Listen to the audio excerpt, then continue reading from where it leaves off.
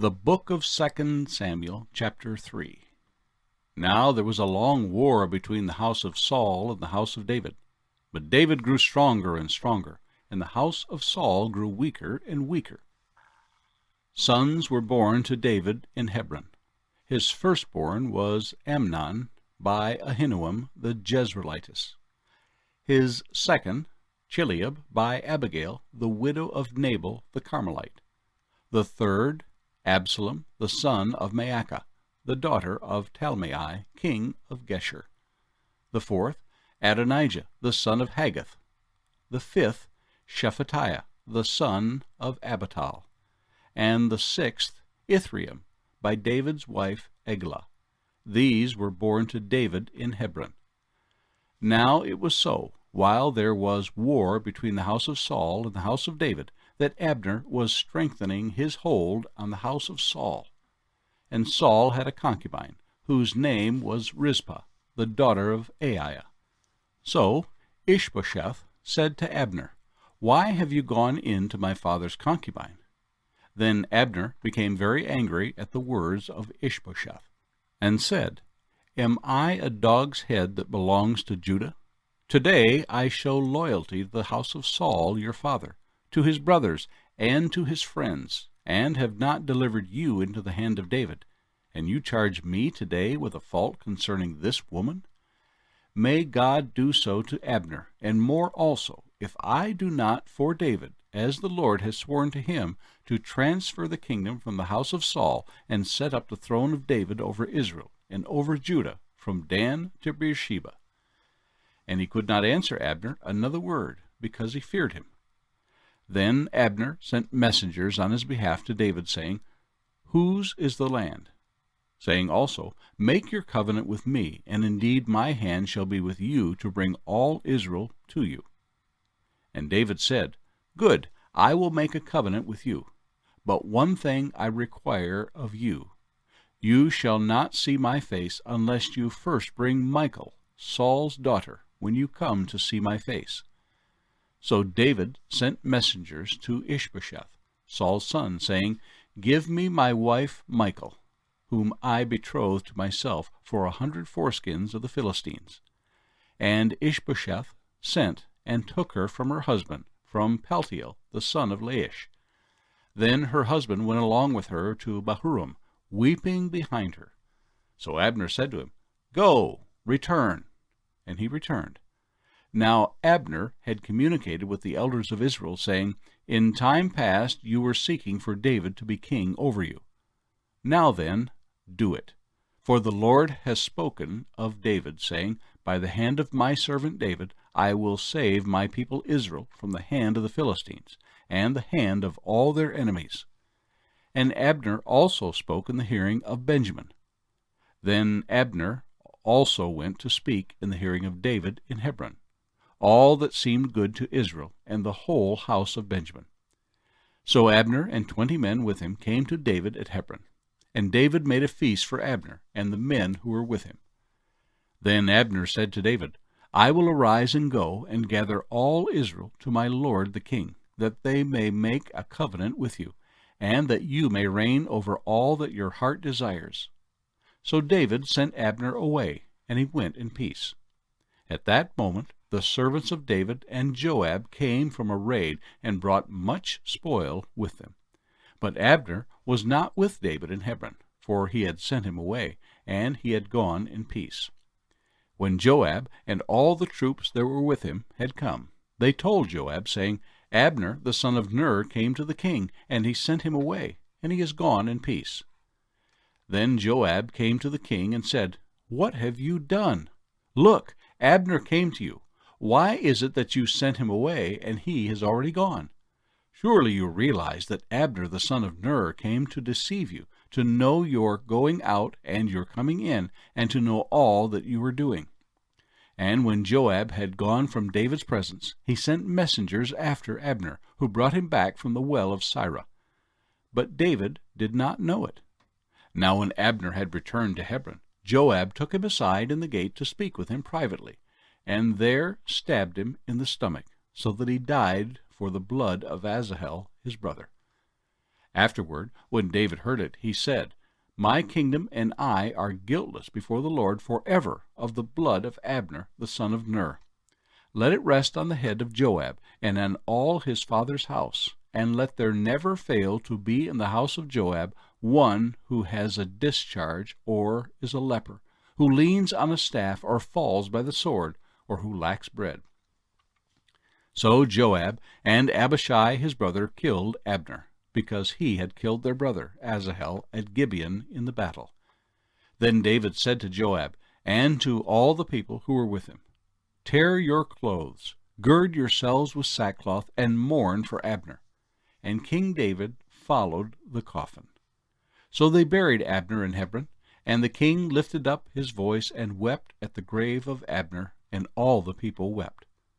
And the king sang a lament over Abner, and said, Should Abner die as a fool dies? Your hands were not bound, nor your feet put into fetters. As a man falls before wicked men, so you fell. Then all the people wept over him again.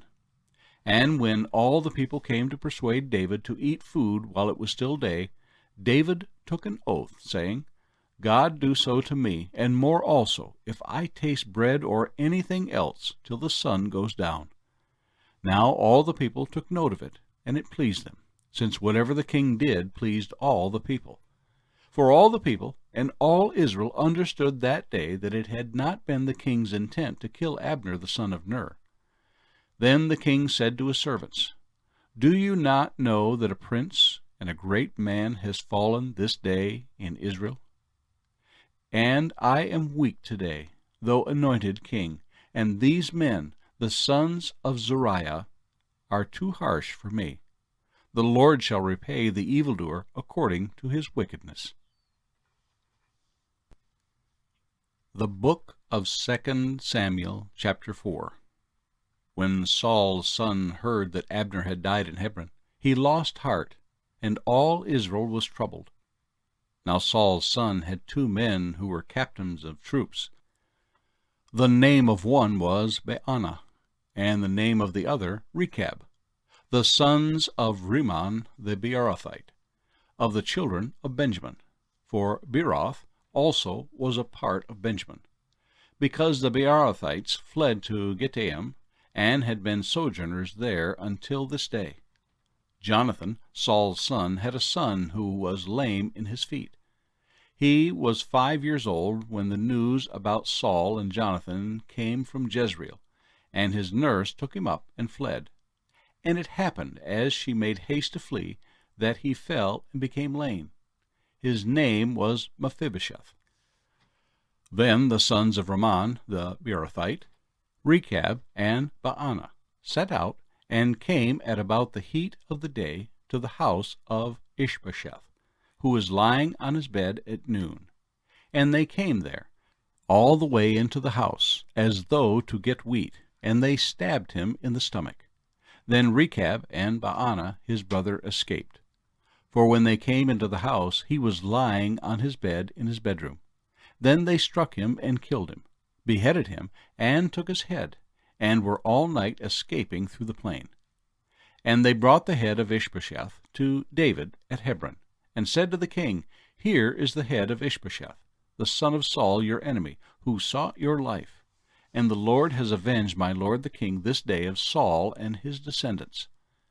But David answered Rechab and Baanah his brother, the sons of Rimmon the Beerothite, and said to them, As the Lord lives, who has redeemed my life from all adversity, when someone told me, saying, Look, Saul is dead, thinking to have brought good news, I arrested him and had him executed in Ziklag, the one who thought I would give him a reward for his news.